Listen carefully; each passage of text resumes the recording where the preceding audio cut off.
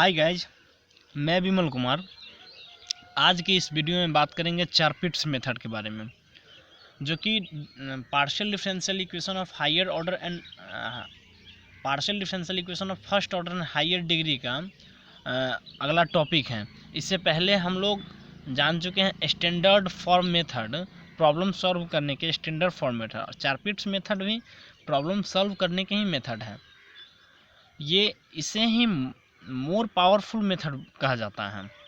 इसका इस्तेमाल हम तब करते हैं जब मेरे पहले के सभी स्टैंडर्ड फॉर्म मेथड फेल हो जाते हैं, या हम स्टैंडर्ड फॉर्म मेथड के प्रॉब्लम को चारपिट्स मेथड से भी सॉल्व कर सकते हैं।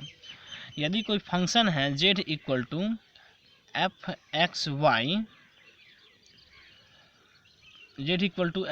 है, तो del y by del x is equal to 0 हो जाता है, और del x by del y also 0 होता है।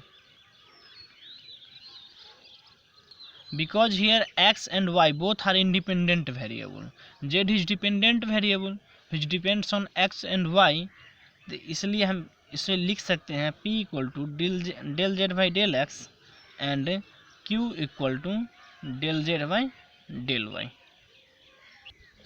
जब इस p का पार्शियल डिफरेंशियल इक्वेशन निकालेंगे y के रिस्पेक्ट में, तो क्या होगा? Del upon del y of del Z by del x. जैसा कि हम जानते हैं कि del upon del x of del Z by del y, यानी del Z by del y का पार्शियली डिफ्रेंशिएट कर रहे हैं एक्स के रिस्पेक्ट में, तो हमें प्राप्त होता है del two z by del x del y. इसे हम del two z by del y del x भी लिख सकते हैं, यानी कि del upon del y del Z by del x. हम del Z by del x को पार्शियली डिफ्रेंशिएट वाई के रिस्पेक्ट में करें या फिर एक्स के रिस्पेक्ट में करें, वैल्यू पर कोई असर नहीं पड़ता है। वही चीज़ हमने यहाँ किया है। इसे हम लिख सकते हैं del upon del x of del Z by del y, जिसे del q by del x लिखेंगे। Therefore del p by del y is equal to del q by del x.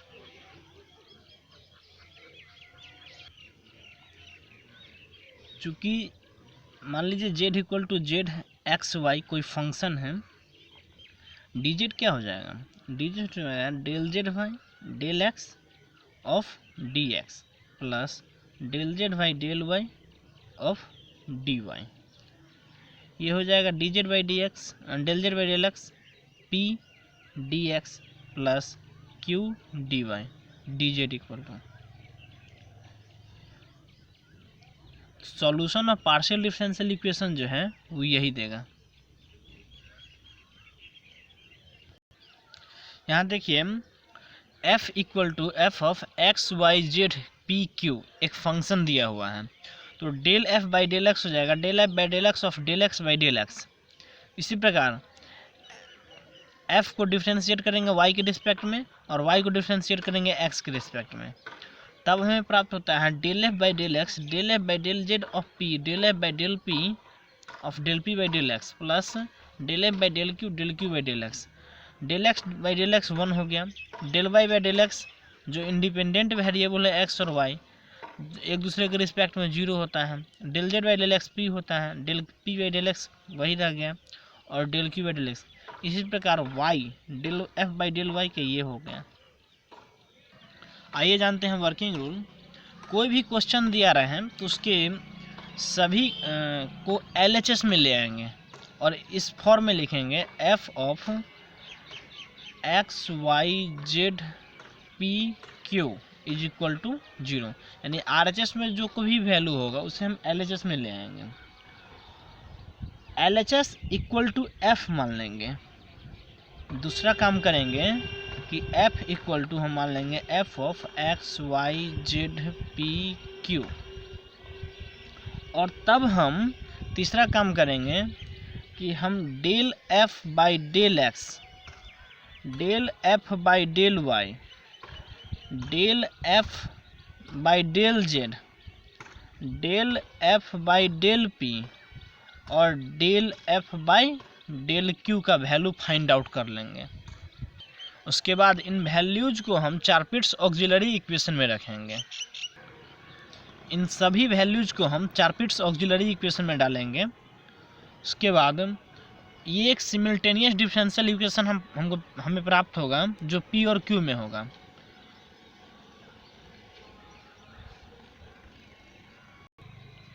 और इस इक्वेशन की मदद से और गिवन इक्वेशन की मदद से हम P और Q का सेपरेट वैल्यू प्राप्त करेंगे। और P और Q का जब सेपरेट वैल्यू हमें मिल जाएगा तो उसे हम dz equal to p d x plus q d y में डालेंगे।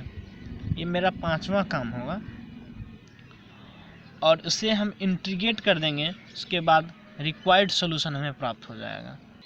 आइए यहाँ एक प्रॉब्लम है वो देखते हैं। कह रहा है using Charpit's method to solve. मेरा फर्स्ट काम जो है जो हम सभी को पहले LHS में कर लेंगे, अर्थात p square plus q square of y minus q z is equal to 0। अब हम इस LHS के बराबर को F मान लेंगे, यानी F equal to p square plus q square of y minus q z. ये हो जाएगा पी स्क्वायर वाई प्लस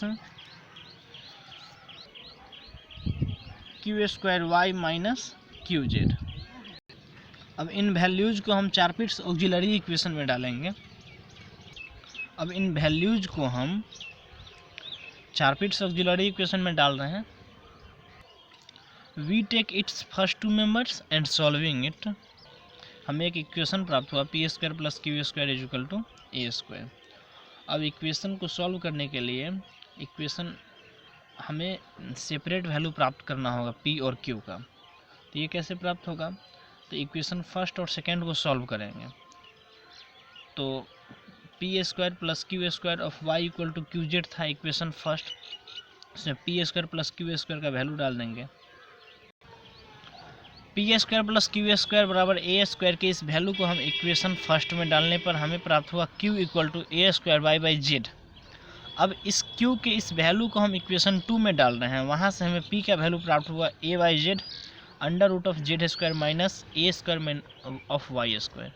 अब पी और क्यू के इस वैल्यू को हम d z equal to p d x plus q d y में डालेंगे। देयरफॉर यहाँ हमने वैल्यू को सेपरेट कर दिया। अब इसे हम इंटीग्रेट करेंगे। हम सभी एक फॉर्मूला जानते हैं, f dash x by under root of f x d x का इंटीग्रेशन होता है 2 रूट एफ एक्स। वही यहाँ पर हम यूज़ किए। ये नीचे का डिफ्रेंसिएशन ऊपर है, इसे हम इंटीग्रेट करेंगे तो 1/2 of under root of z square minus a square y square है equal to a x plus b, जो इंटीग्रेशन कांस्टेंट है। ए एक्स तो हुई गया इसके बदले, और बी इंटीग्रेशन कांस्टेंट है। इसे जब हम स्क्वायर करेंगे बोथ साइड तो हो जाएगा z square minus a square y square is equal to a x plus b का होल स्क्वायर। और इसे ही सेपरेट करने पर z square equal to a square y square a x plus b का होल स्क्वायर। यही मेरा required solution हो जाएगा।